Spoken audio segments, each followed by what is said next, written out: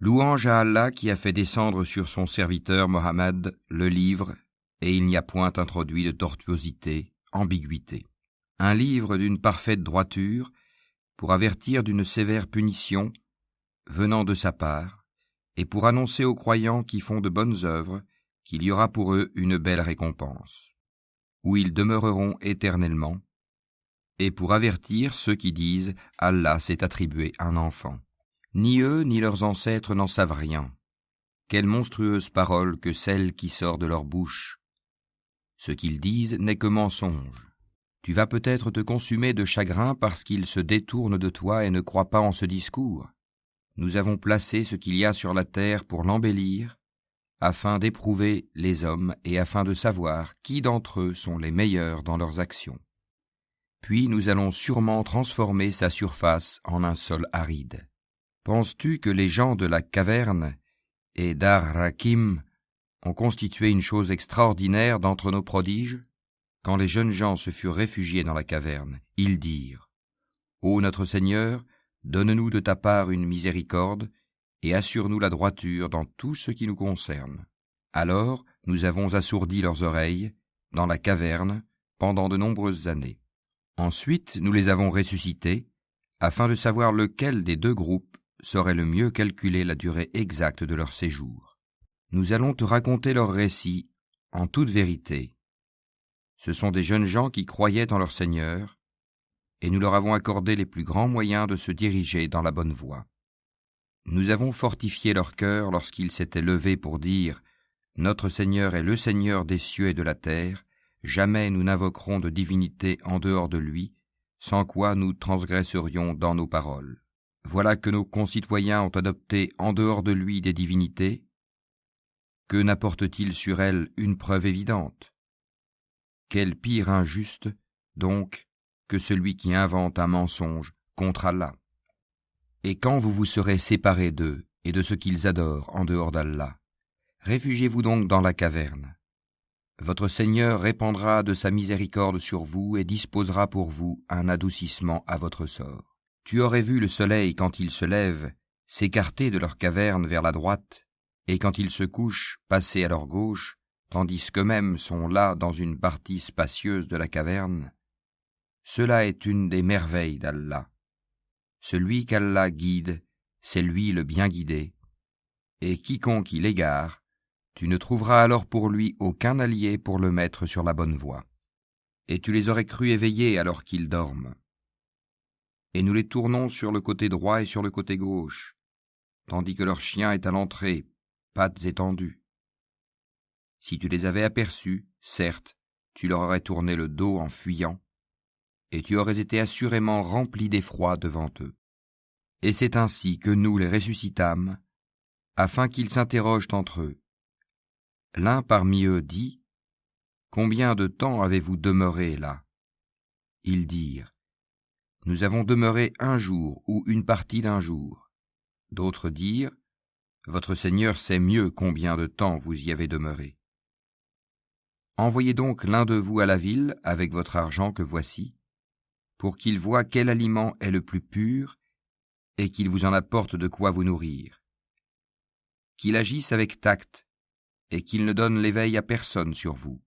Si jamais ils vous attrapent, ils vous lapideront ou vous feront retourner à leur religion, et vous ne réussirez alors plus jamais. Et c'est ainsi que nous fîmes qu'ils furent découverts, afin que les gens de la cité sachent que la promesse d'Allah est vérité, et qu'il n'y ait point de doute au sujet de l'heure.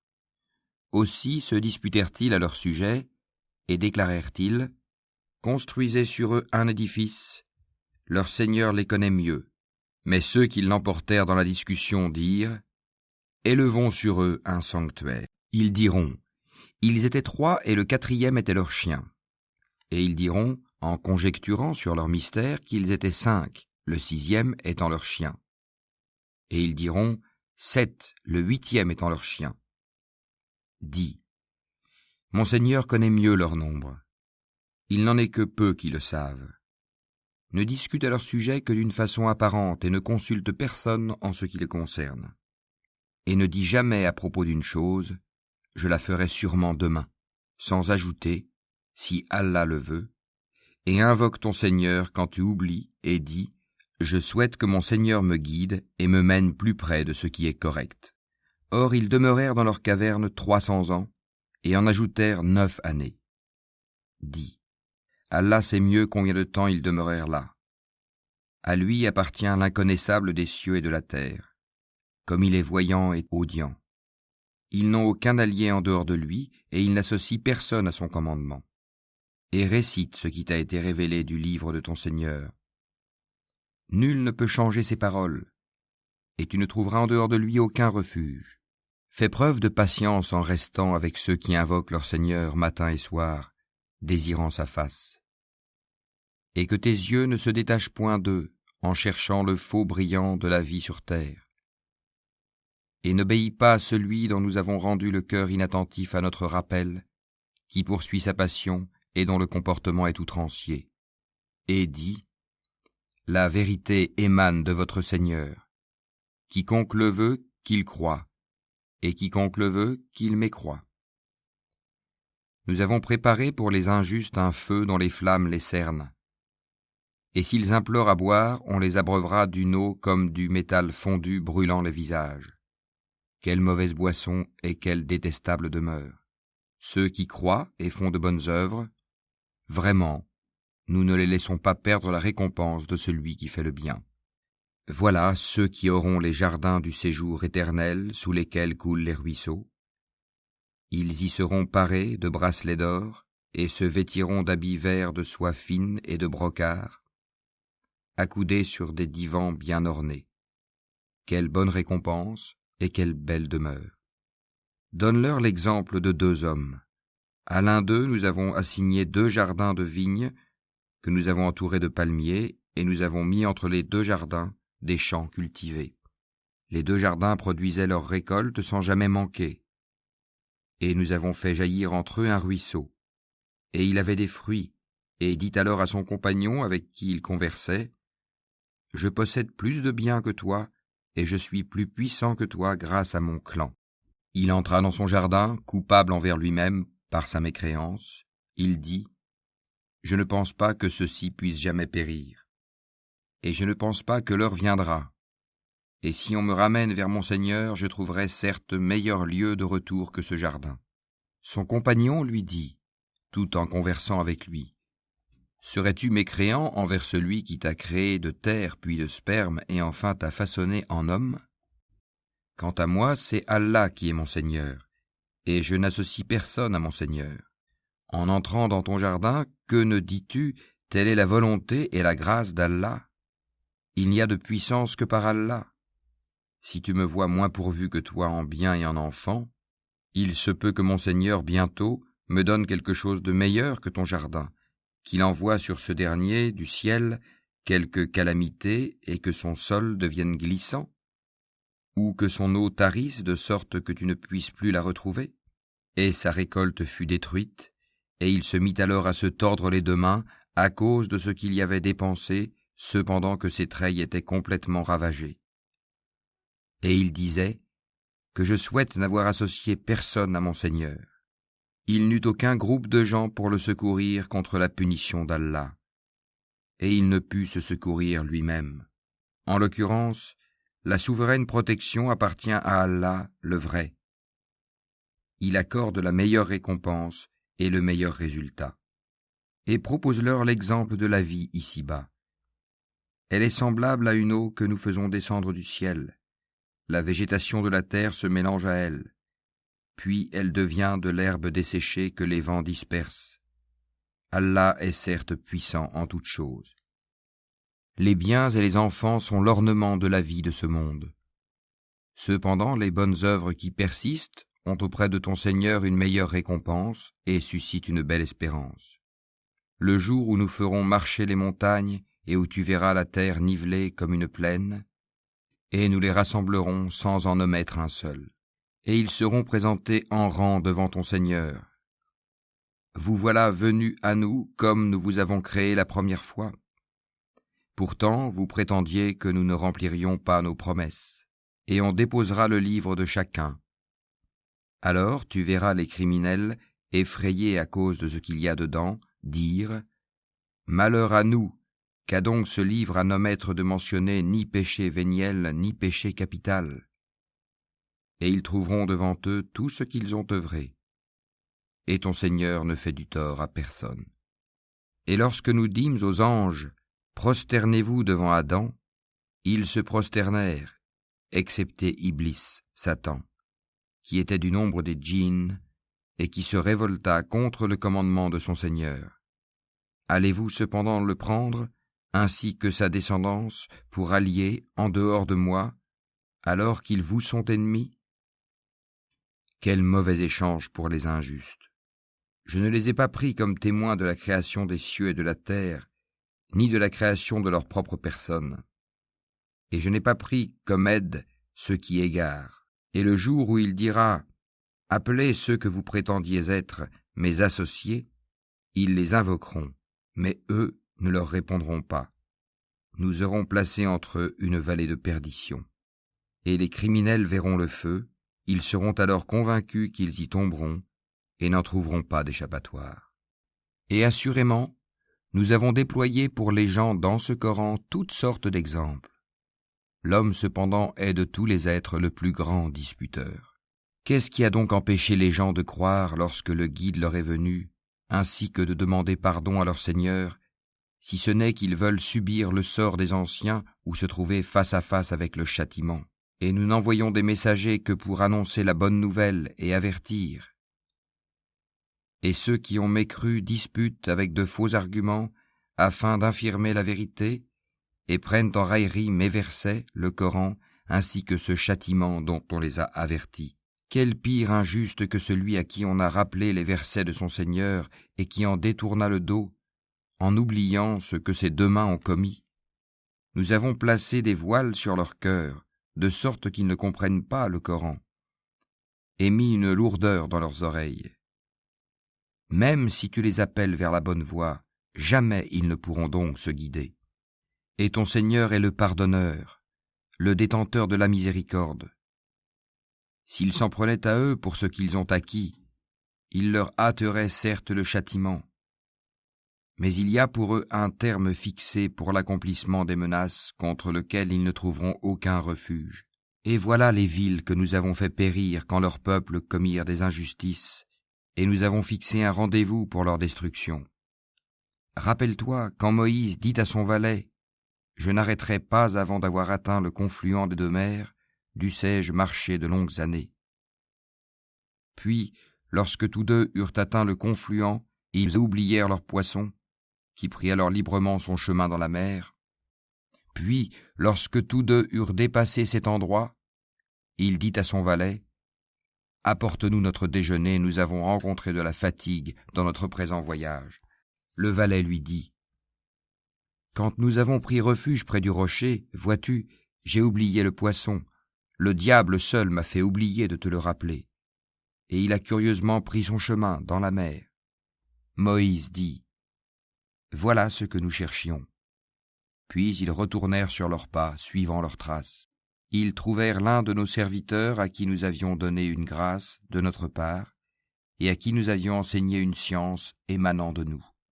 Moïse lui dit « Puis-je te suivre à la condition que tu m'apprennes de ce qu'on t'a appris concernant une bonne direction ?»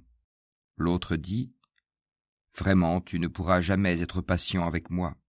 Comment endurerais-tu des choses que tu n'embrasses pas par ta connaissance ?» Moïse lui dit « Si Allah veut, tu me trouveras patient, et je ne désobéirai à aucun de tes ordres. Si tu me suis, dit l'autre, ne m'interroge sur rien tant que je ne t'en aurai pas fait mention. » Alors les deux partirent, et après qu'ils furent montés sur un bateau, l'homme y fit une brèche.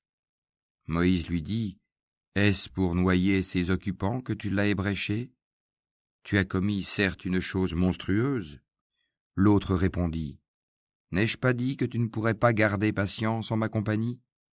Ne t'en prends pas à moi, dit Moïse, pour un oubli de ma part, et ne m'impose pas de grandes difficultés dans mon affaire. » Puis ils partirent tous deux. Et quand ils eurent rencontré un enfant, l'homme le tua. Alors Moïse lui dit « As-tu tué un être innocent qui n'a tué personne ? Tu as commis certes une chose affreuse. » L'autre lui dit Ne t'ai-je pas dit que tu ne pourrais pas garder patience en ma compagnie? Si, après cela, je t'interroge sur quoi que ce soit, dit Moïse, alors ne m'accompagne plus. Tu seras alors excusé de te séparer de moi. » Ils partirent donc tous deux, et quand ils furent arrivés à un village habité, ils demandèrent à manger à ses habitants, mais ceux-ci refusèrent de leur donner l'hospitalité. Ensuite, ils y trouvèrent un mur sur le point de s'écrouler. L'homme le redressa. Alors Moïse lui dit : « Si tu voulais, tu aurais bien pu réclamer pour cela un salaire. » « Ceci marque la séparation entre toi et moi, dit l'homme. Je vais t'apprendre l'interprétation de ce que tu n'as pas pu supporter avec patience. Pour ce qui est du bateau, il appartenait à des pauvres gens qui travaillaient en mer. Je voulais donc le rendre défectueux, car il y avait derrière eux un roi qui saisissait de force tout bateau. Quant aux garçons, ses pères et mères étaient des croyants. Nous avons craint qu'il ne leur imposât la rébellion et la mécréance. Nous avons donc voulu que leur Seigneur leur accordât en échange un autre plus pur et plus affectueux. Et quant au mur, il appartenait à 2 garçons orphelins de la ville, et il y avait dessous un trésor à eux. Et leur père était un homme vertueux. Ton Seigneur a donc voulu que tous 2 atteignent leur maturité et qu'ils extraient eux-mêmes leur trésor par une miséricorde de ton Seigneur. Je ne l'ai d'ailleurs pas fait de mon propre chef. Voilà l'interprétation de ce que tu n'as pas pu endurer avec patience. Et il t'interroge sur Dhul-Qarnayn. Dis, je vais vous en citer quelques faits mémorables. Vraiment, nous avons affermi sa puissance sur terre et nous lui avons donné libre voie à toute chose. Il suivit donc une voie. Et quand il eut atteint le couchant, il trouva que le soleil se couchait dans une source boueuse, et auprès d'elle, il trouva une peuplade impie. Nous dîmes : Ô Dhul-Qarnayn, ou tu les châties, ou tu uses de bienveillance à leur égard. Il dit : Quant à celui qui est injuste, nous le châtierons, ensuite il sera ramené vers son Seigneur, qui le punira d'un châtiment terrible. Et quant à celui qui croit et fait bonne œuvre, il aura en retour la plus belle récompense, et nous lui donnerons des ordres faciles à exécuter. Puis il suivit une autre voie, et quand il eut atteint le levant, il trouva que le soleil se levait sur une peuplade à laquelle nous n'avions pas donné de voile pour s'en protéger. Il en fut ainsi, et nous embrassons de notre science ce qu'il détenait.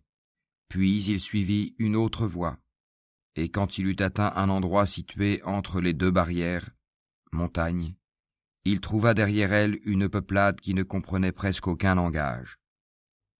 Ils dirent : Ô Dhul-Qarnayn, les Ya'juj et les Ma'juj commettent du désordre sur terre. Est-ce que nous pourrons t'accorder un tribut pour construire une barrière entre eux et nous ? Il dit : Ce que mon Seigneur m'a conféré vaut mieux que vos dons. Aidez-moi donc avec votre force, et je construirai un remblai entre vous et eux. Apportez-moi des blocs de fer. Puis, lorsqu'il en eut comblé l'espace entre les 2 montagnes, il dit : Soufflez.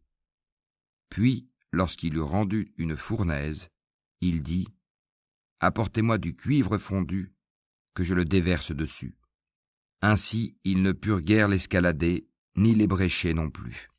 Il dit : C'est une miséricorde de la part de mon Seigneur, mais lorsque la promesse de mon Seigneur viendra, il le nivellera. Et la promesse de mon Seigneur est vérité. Nous les laisserons ce jour-là déferler comme les flots les uns sur les autres, et on soufflera dans la trompe, et nous les rassemblerons tous.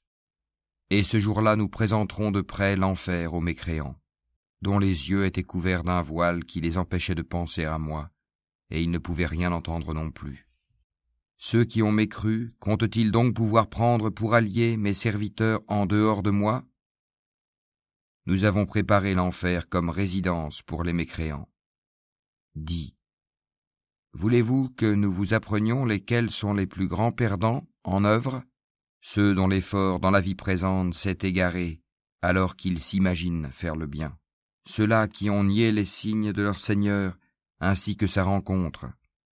Leurs actions sont donc vaines.